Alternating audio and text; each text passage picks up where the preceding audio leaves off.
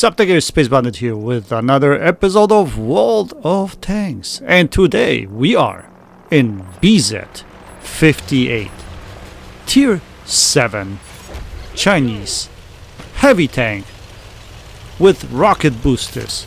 Yeah, this is the Tech Tree tank, and I just want to give you my kind of feelings on this tank. I am kind of small admirer of heavy tanks at tier 7, especially T-29, fantastic tank. I 3-marked that tank on I think 2 accounts already. That was a while back, but yeah. So I also like Caro, tier 7 Italian heavy tank. I think that's also a very good tank at this tier, and I thought to myself, may as well give this tank a chance. You know, maybe it will make me happy. That's what I was thinking. Now, tier 7 is one of those tiers that is actually not bad to play. And I don't know how many players still play at tier 7, but in my opinion, tier 7 is kind of nice because you're not facing tier 10s. Tier 9s usually don't have as much armor as tier 10s, generally speaking. Tier 8s have a lot of armor, but usually some tier 7s in particular have guns that are good enough that can penetrate tier 8s and also tier 9s. So that's what T-29 is, because T-29 has 245 pen on its APCR rounds, or premium rounds, and this tank has got 240. So from that perspective, it seemed like it was quite similar. The big difference is the armor. T-29 has fantastic turret armor. It has something like 274, I believe, frontal armor. This tank only has 220, so that's the big difference there. But still, with 220, and if you play it with 10 degrees of gun depression, which this tank has, it should be still quite effective armor. So we're gonna put this slightly to the test in the first 2 games that I'm gonna show you guys, which will be shorter clips, and then the third clip will be a longer game, which was actually turned out pretty fantastic. But first thing you can notice here from this encounter is the fact that shell velocity is pretty brutal. Like standard shear velocity is what, 800, something like 800 with AP rounds. So that's not gonna cut it, simply because, as you notice, one of those tanks I was shooting was backing up, and the shell was so slow that it couldn't even reach the tank, and when it did, it derped. So you're gonna find a lot of shots with this tank, especially using AP rounds, are going to derp. And they're gonna be too slow. You're gonna have to lead them much better than on any other tank, which is going to be a pain in the ass. So to be honest, you'll end up using APCR rounds more often than not. And even if you use APCR rounds, which you notice here, I have shitloads of them loaded, because for higher tiers you're gonna need them. Their speed is under 1000 meters per second, which means that it's still not the greatest, right? So good APCR shells have velocity of something like 1200, and you are under 1000, which is still quite pathetic. So what you will find is that you'll be losing a lot of credits with this tank, because you're gonna end up shooting APCR rounds to make sure you hit tanks, pen tanks, and you're still gonna miss. So yeah, that's the biggest problem of this tank, unfortunately. I wish those rounds are a little bit cheaper, but they're not. So you're gonna have to deal with that. Now another thing you'll notice, like here, this turret is decent. It has 220 millimeter armor only on the front. So if you turn your turret slightly to the left or right, you're gonna get penned by pretty much anything. So be mindful of that. Now in this game, this IS-2 decided to charge me, so I'm gonna face hog him, and yeah, that shell went where? Look at that. It went into the track even though I'm aiming right into his upper plate. So it seems like there's something off with this game a little bit. It seems like the shell went where the gun was aiming instead of where I was aiming.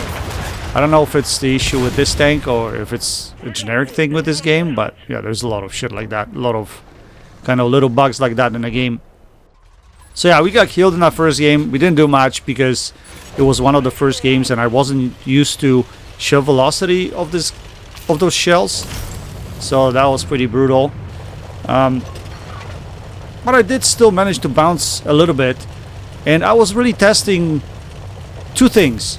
Armor and getting into position that I want to fast enough. So in the first game, you noticed like it took me 3 boosters to get close to that position that I wanted to be in, but it still wouldn't take me exactly where I wanted to go. Here on Arctic region, I'm trying to get into this position J8, and it's gonna take me 3 boosters to get there.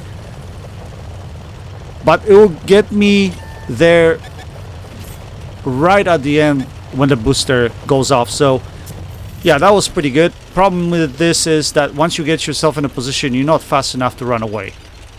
So keep that in mind. Like boosters get you there fine, so you can get early damage like I can here against this Huntsman. But if I wanted to get out of this position, I simply can't. I'm gonna be stuck here. I'm gonna have to fight here. Live or die here. That's pretty much it. So in this game, we're gonna test the armor a little bit more. That was the idea here. Unfortunately, I'm gonna lose a lot of HP early because this Huntsman just decides to charge me. Those YOLOs, that's what they do. Yeah, your game is gonna be short. Especially if someone decides to YOLO you. Let's say you're a good player, you know what to do, but the YOLO goes in and just takes half your HP like this guy did here. There's nothing I can do. And Huntsman has enough of a penetration to go through me like butter, so not a problem. So here we're gonna try to work this ridgeline. Now this is tier 8 game. That means that the guns that I'm facing have higher penetration. And usually at tier 8, anything, like most of the tanks have pen over 200. So even some tier 7s have over 200, like T29 has 245 for instance, right? So this armor is gonna struggle with anything at tier 8. Some tier 7s, anything at tier 8, and literally everything at tier 9. So don't count on the armor. I wish, to be honest, I wish this turret had a little bit more armor. Something like 230 would probably be a lot better, because with the angles that you have, you might be able to bounce more. That way the boosters are really paying dividends, because you can get yourself in a nice ridgeline position early in a game and then use the strong turret armor to pick up some damage, right? So that's what I was thinking that this thing is gonna do. It's gonna have decent enough turret armor, but it doesn't really. So you have to keep that in mind. Another thing that bothers me a lot with this tank is the traverse speed. So if you don't really have turret armor, tank should have a little bit better traverse speed, because then you can poke the ridgelines faster and get away faster. But with this tank you cannot do that. Like, you pretty much, once you get on top of the ridgeline, once you poke your turret, you're exposing yourself and you're not going to be able to run away or get back in cover fast enough. So that is the problem with this tank. In addition to that, on top of everything I just mentioned, this tank has shitty view range. Like, honestly, probably one of the worst view ranges in the game at tier 7. So T28 with top turret has like 380, I believe it's 380 view range. Like, this tank has 350. So like this Su 101, I won't be able to spot it. I have a feeling it got spotted by a tank that's behind me, not me. But I won't be able to spot it. So that is the problem. So first of all, you don't have good enough turret armor to bounce shells. Second of all, you don't have enough view range to spot whoever's shooting your turret, which is a big problem. So I think this tank definitely needs a little bit of love, a little bit of a buff. It probably needs either increase in turret armor, like to 30 maybe. If not, then I would seriously consider increasing view range on this tank to at least 370. Right? If you don't want to make it as good as the American Heavy, fine, but increase the view range at least to 370 so you can at least detect the tanks that are close enough to you, and just don't take damage in that turret armor, because also if opposition is shooting APCR rounds, again, if you cannot detect them but you're close enough, they pretty much have full effectivity of their penetration, and they'll be easily able to penetrate your turret with APCR. So if you have view range, at least you can spot them and get them rattled a little bit, right? So they don't pre-aim shots in your position all the time, because that is the biggest problem here. So yeah, I think for new players, I strongly discourage this tank. You guys stay away from it, because you're just gonna suffer all the way through to tier 10. Actually, as a matter of fact, I don't think I'm gonna be grinding the entire line after playing this tank, unless Wargaming decides to, you know, give it some love. I don't think I'm gonna be grinding it. Tier 7, I thought I'll try it because I looked at the specs quickly, or stat sheet, and I was like, okay, maybe this tank can do something at tier 7. But no, not really. I don't think so. It can bounce a little. Every game I bounce little shots, so you can see that, because that turret will bounce sometimes. But if someone knows how to play, knows where to aim, you'll definitely suffer in this tank. So yeah, keep that in mind. Alright, so I did manage to have one good game in this tank, and it was on top tier, obviously, because, you know, bottom tier, this tank is going to be extremely painful to play. The tank is underwhelming, guys. Completely underwhelming. So, I don't know, I've been in the game for a long time, so I kind of like these challenging tanks from time to time. At least the advantage that it has is that the gun depression is there. You have those 10 degrees of gun depression, which is quite nice. The booster gives you this different mechanic that you can get in position quick, especially if you know the maps well. It will let you get into positions much quicker. But I was expecting that armor to be a little bit better, so that I can actually be dominating the fight once I get in position against medium tanks, light tanks, right? That sort of thing. But even at tier 7, like the way I'm here, I'm a top tier, you'll see that I'm gonna be struggling penetrating shots. The derpiness of the standard rounds is so bad that basically it will make you miss more often than not. So you're gonna end up using those APCR rounds, and that's gonna cost you credits. So we're gonna look at my totals at the end of the game, and you'll see what happened there. But anyway, so we used up, what, 3 boosters. We didn't get on top of the hill, but we're almost there, which is good.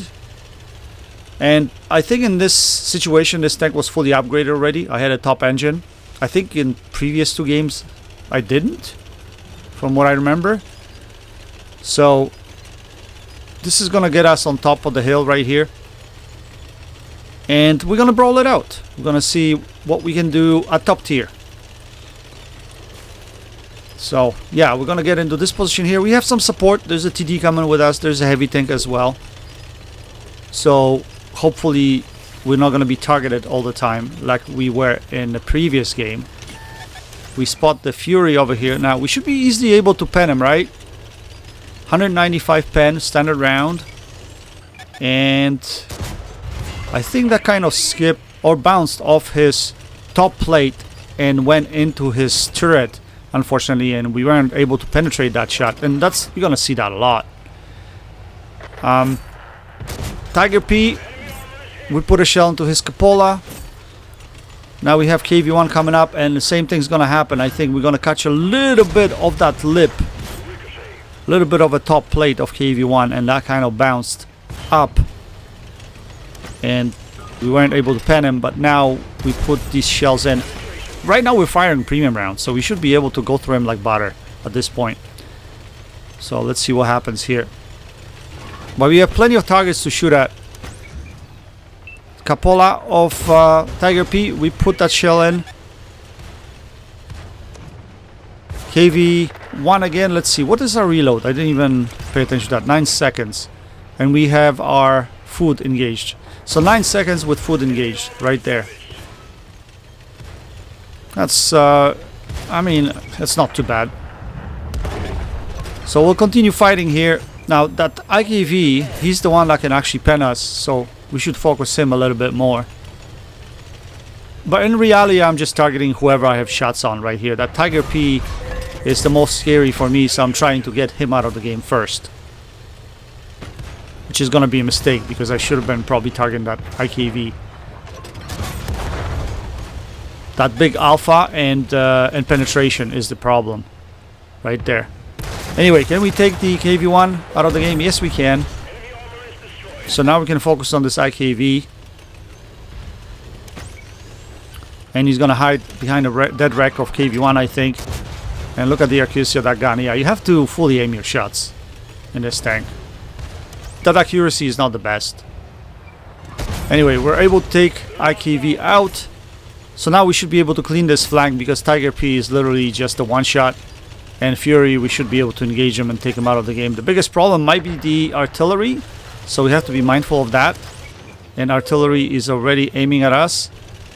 So we're going to move forward here. We're going to hit the Fury. We're going to back up a little to fool the arty and move forward so that he missed his shot. That was key over here, because last thing we want is get shafted right here. So, can we take Fury out of the game? We should be able to right now. He's trying to go around us, but we should have done it earlier. Just like that, he's out of the game. And now we're going to scoot down a little bit further so we can see maybe there's still someone here in the distance. I thought maybe I can spot the arty, but with this view range, never a chance that I'll spot it. I wouldn't be able to spot it. So we're going to turn around, go on top of the hill. The game is pretty close. At this point, there's no reason that I should go anywhere else. I was trying to support the Wolverine over here, but he wasn't spotting anything. Now he spotted arty. It looks like our arty takes out their arty, which is good, because then I'll have freedom just operating here without being worried about arty pre-aiming this position right here. So we're going to climb back up, and we're going to try to defend the top of the hill over here. We still have a couple guys fighting down the bottom. I was hoping this Oni can survive a little bit longer. It's not going to be the case though. Now look at this. You see that? That's the problem if you don't fully aim this gun. The shells are just going to derp. They're just going to go wherever. So fully aim and shoot. That's the only way to guarantee your penetrations in this tank. Like I said, this tank is very underwhelming. If you're an average player, or if you're a new player to the game, this is not going to help your game at all.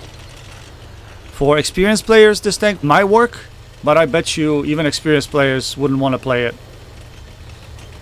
So, I don't know. I might still give it a chance. I might still play it a little bit more just to see if I can make it work. But this tank needs a buff. It was released quite underwhelming, and I think Wargaming is going to have to do something to make it better. I mean, that view range. Even if they give it a little bit of a view range buff, that would be probably already good enough. But I mean, I don't mind if they release tank that's a little bit underwhelming and then buff it later. It's probably better than releasing tank that's overpowered, right?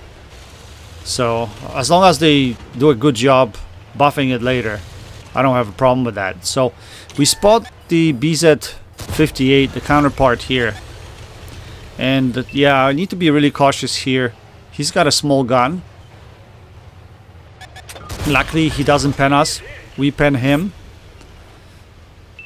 So, now that he fired and we have HP advantage, I should be able to push him here. So, I'm thinking about it.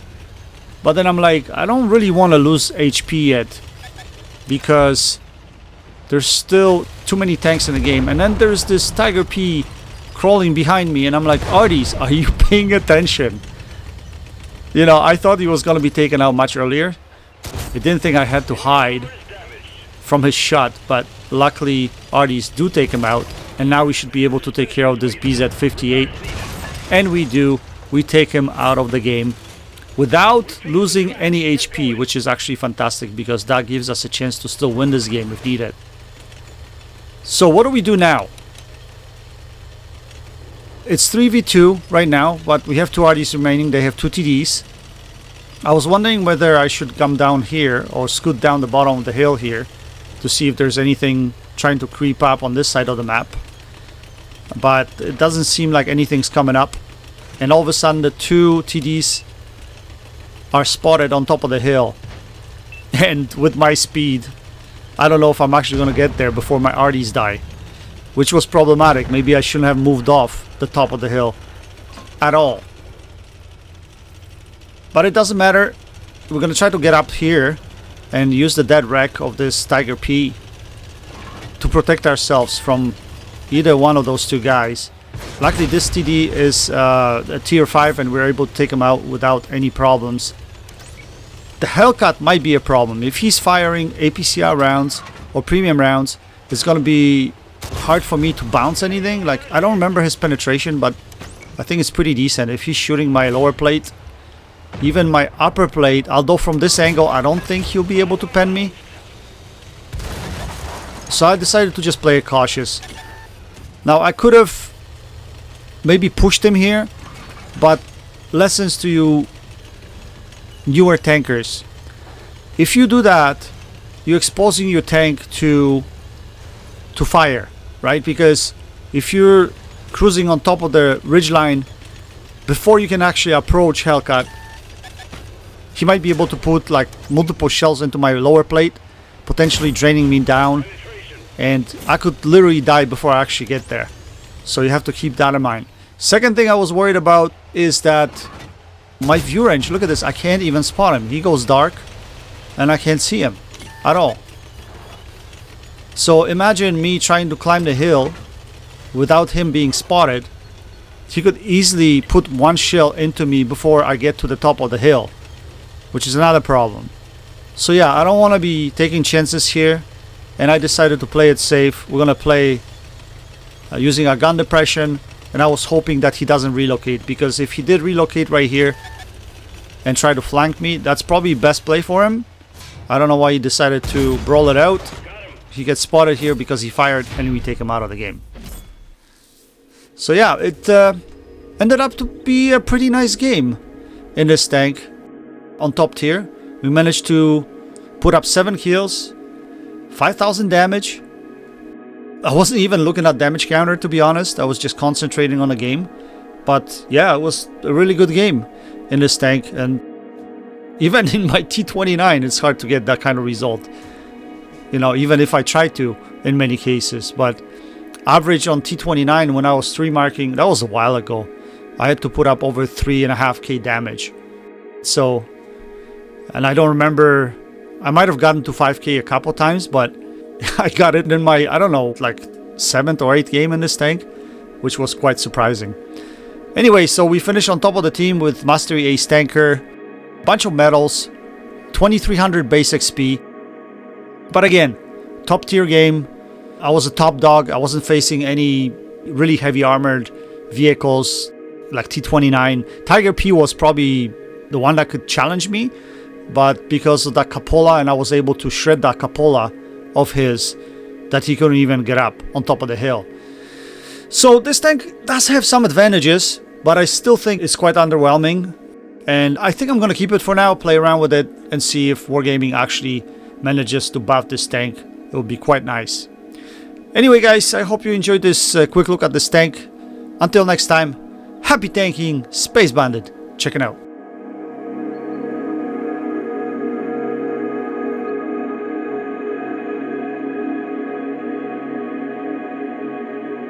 Wow.